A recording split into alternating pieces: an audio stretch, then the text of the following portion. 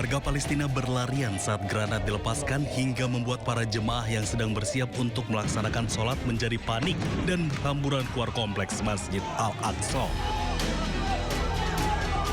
Media Palestina melaporkan bahwa pasukan Israel mencegah ratusan jemaah memasuki halaman Masjid Al-Aqsa dengan menembakkan granat serta gas air mata. Laporan media menandai pertama kalinya sejak 1967 sholat Idul Fitri tidak diadakan di dalam kompleks masjid.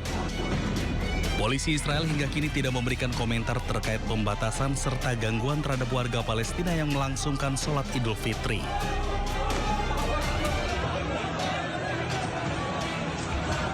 Pasca serangan rudal Israel yang menghantam jurnalis Rusia, Kementerian Luar Negeri Rusia memanggil Oded Joseph, Duta Besar Israel untuk Rusia.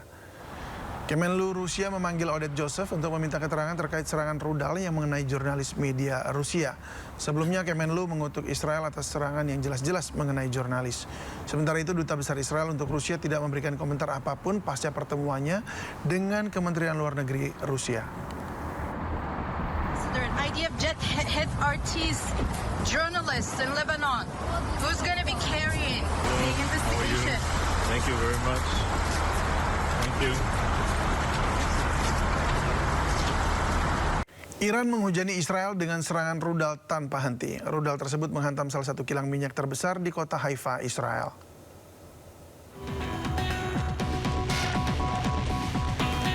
Rudal Iran menghantam kilang minyak Israel di Haifa.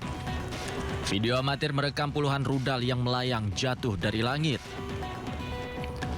Hantaman rudal membuat fasilitas minyak milik Zionis itu hancur. Asap tebal mengepul di kilang minyak milik Israel yang terkena pecahan rudal milik Iran. Meski sempat mengakibatkan pasokan listrik terputus, namun Israel mengklaim serangan tidak menimbulkan kerusakan signifikan di kilang tersebut. Garda Revolusi Iran sebelumnya mengklaim targetkan sejumlah lokasi di Israel, mulai dari kilang minyak di Haifa, Asdod, hingga target-target militer dan keamanan. Pecahan rudal menghantam taman kanak-kanak di Haifa, Israel. Suasana genting terlihat di kawasan distrik Haifa, tepatnya di Kiryat Ata. Sebuah taman kanak-kanak terkena pecahan rudal Iran pada Jumat dini hari waktu setempat. Petugas penyelamat langsung mendatangi lokasi dan mensterilkan lokasi. Tidak ada korban jiwa ataupun luka, tetapi terpantau terdapat kawah yang cukup dalam.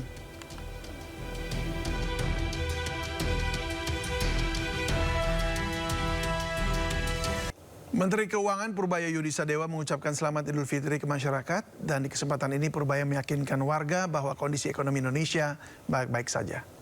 Hari Raya Idul Fitri, mohon maaf lahir batin, semoga ke depan semuanya makin sukses, makin senang, makin kaya, makin bahagia. Amin. Ekonomi bagus, Pak? Ekonomi masih bagus.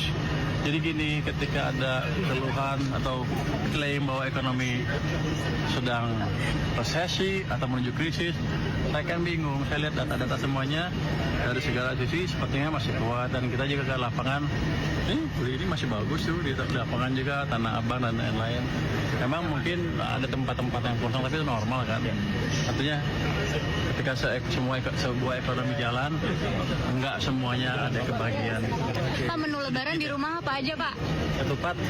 Favoritnya apa? Ketupat, rendang, opor. Itu aja. Favoritnya apa, Pak? Favorit Bapak apa? Kayaknya opor nih udah kenal. Makasih, Pak. Makasih, Pak. Sehat-sehat ya, Pak. Lebaran ya, Pak? Lebaran sama ya. Ya, Pak. Iya, nggak pada lebaran. Enggak, kalau ini kalau lebaran, nemenin Bapak aja, nyamperin Bapak aja. Dikasih bonus nggak sama kantor? Aduh. Semoga ya, Pak. Di ekonomi ya. Nanti gue pengen tuh, gue bilang. Menteri Keuangan Purbaya Yudisadewa mengucapkan selamat Idul Fitri ke masyarakat dan di kesempatan ini Purbaya meyakinkan warga bahwa kondisi ekonomi Indonesia baik-baik saja. Hari Raya Idul Fitri, mohon maaf lahir batin, semoga ke depan semuanya makin sukses, makin senang, makin kaya, makin bahagia. Amin. Ekonomi bagus, Pak? Ekonomi masih bagus. Jadi gini, ketika ada keluhan atau klaim bahwa ekonomi sedang resesi atau menuju krisis, saya kan bingung. Saya lihat data-data semuanya dari segala sisi sepertinya masih kuat, dan kita juga ke lapangan, ini masih bagus tuh di lapangan juga, Tanah Abang dan lain-lain. Memang mungkin ada tempat-tempat yang kosong, tapi itu normal kan. Artinya ketika sebuah ekonomi jalan, enggak semuanya ada kebahagiaan. Pak, menu lebaran di rumah apa aja, Pak? Ketupat, Favoritnya apa? ketupat, rendang, opor, itu aja. Favoritnya apa, Pak? Favorit Bapak apa? Kayaknya opor nih udah kenal. Makasih, Pak. Makasih, Pak. Sehat-sehat ya, Pak. Lebaran ya, Pak. Lebaran sama ya. Ya, Pak. Iya, nggak pada lebaran. Enggak, Pak Maudi kalau lebaran. Nemenin Bapak aja. Nyamperin Bapak aja. Dikasih bonus nggak sama kantor? Aduh. Semoga ya, Pak. Di ekonomi ya. Nanti gue pengen tuh, gue bilang. Pemirsa, Presiden Prabowo Subianto ternyata mengetahui ada pejabat yang membeli mobil dinas seharga 8 miliar rupiah. Presiden membandingkan dengan harga mobil dinas yang dimilikinya tak sampai seharga 8 miliar. Banyak biaya yang harusnya dilaksanakan oleh kabupaten dan provinsi tidak dilaksanakan. Contoh tadi jembatan desa, rakyat harus teriak, presiden harus turun tangan. Maaf, ada dana desa. Kemana dananya di bupati? Kemana gubernur? Banyak pejabat itu terlalu banyak, menurut saya ya tidak efisien. Anda lihat sendiri, kita buka-bukaan ya. Ada kabupaten, apa kabupatennya? Pemerintah daerah, dia beli mobil dinas gubernur berapa? 8M. Saya presiden di Republik Indonesia, saya pakai mobil mau buatan Indonesia. Iya kan? Harganya 700 juta itu.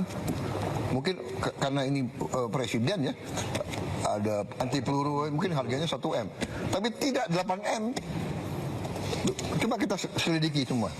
Efisiensi, habis itu kunjungan kerja.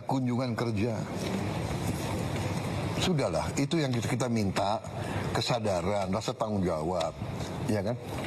Bupati, kerja untuk rakyatmu. Gubernur, kerja untuk rakyatmu, ya kan? Itu yang kita...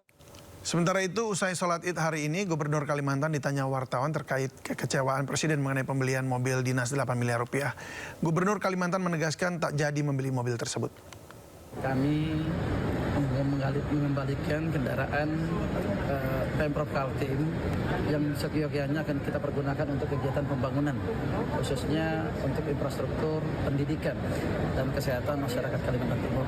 Kami mempergunakan kendaraan-kendaraan yang ada saja, baik itu kendaraan pribadi maupun yang warisan masa lalu. Begitu ya.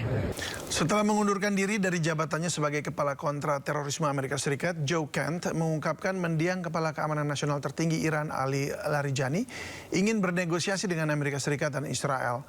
Selain itu, Kent memperingatkan Amerika Serikat bahwa membunuh Ali Larijani hanya membuat garda revolusi Iran semakin mendapat dukungan. Like we just killed, Ali Larijani, who was a negotiator, who was eager to get us. And if you give the IRGC a reason to take more control, and they get support from the people, because again, you kill off the Ayatollah, they can say, "Hey, the last guy was too moderate. Look what it got us. Like, give us more control." I get it. And the Iranian people are going to be like, "Well, actually, yeah, I don't like getting bombed by the Americans and the Israelis. Maybe we do need to listen to the IRGC." Umat Muslim di Rusia merayakan Idul Fitri dengan menggelar sholat Id di masjid-masjid. Jemaah sholat Id berkumpul di Masjid Kul Sharif yang ikonik di Kazan pada hari Jumat. Sholat Id juga digelar di Masjid Kebanggaan Umat Muslim di Chechnya dan Saint Petersburg, Rusia. Bagi umat Muslim, perayaan Idul Fitri menjadi hari yang penuh sukacita dan diisi dengan saling silaturahmi. Sementara itu, Abdullah, seorang mahasiswa Pakistan yang belajar di Saint Petersburg, menyatakan bahwa warga asing yang berkumpul untuk sholat dan berdoa.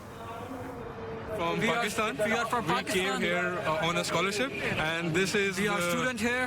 This is the tradition of Eid al-Fitr. After Ramadan, we all get together here. It's a very proud moment for us.